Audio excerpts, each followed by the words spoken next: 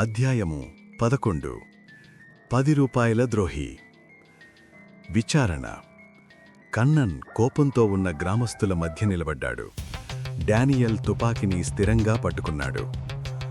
నువ్వు ఎవరికోసం పనిచేస్తున్నావు Kannan? Daniel demand చేశాడు. Colonel కోసమా? డాక్టర్ కోసమా? కన్నన్ చేదుగా డొల్లగా నవ్వాడు. వారా? కాదు, వారు మూర్ఖులు. నాకు డబ్బు ఇచ్చేవాడి కోసం నేను పనిచేస్తాను. ఎవరు? వాడి అసలు పేరు నాకు తెలియదు. కన్నన్ ఉమ్మివేశాడు. నాకు ఒప్పందం మాత్రమే తెలుసు.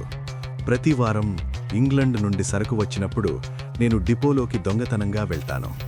యంత్రాల కోసం ఉద్దేశించిన నిండు నైట్రోజన్ సిలిండర్లను తీసుకుని వాటి స్థానంలో ఖాళీ వాటిని పెడతాను.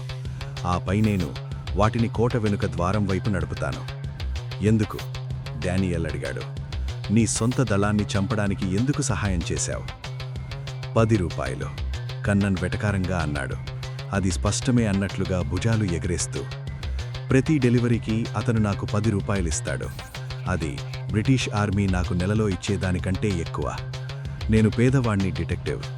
విశ్వాసం నా కడుపు నింపదు. మరి మరణాలు? పరోక్ష నష్టం, కన్నన్ వెటకారంగా అన్నాడు. నేను గ్యాస్ ప్రవహించేలా చూస్తాను. వ్యవస్థ ఆటోమేటిక్. ఎవరైనా లోపలికి వెళితే గ్యాస్ విడుదలవుతుంది. డానియల్ దగ్గరికి వెళ్ళాడు, తుపాకీ బ్యారెల్ను కన్నన్ నుదుటిపై నొక్కుతూ. నీకు అతని పేరు తెలియదని చెప్పావు, కాని అతని ముఖం నీకు తెలిసే ఉంటుంది.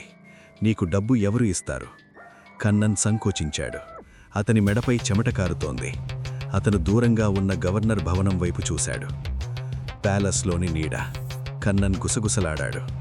ప్రతిదీ వినే కాని ఏమీ చెప్పని మనిషి. Tea server Vikram.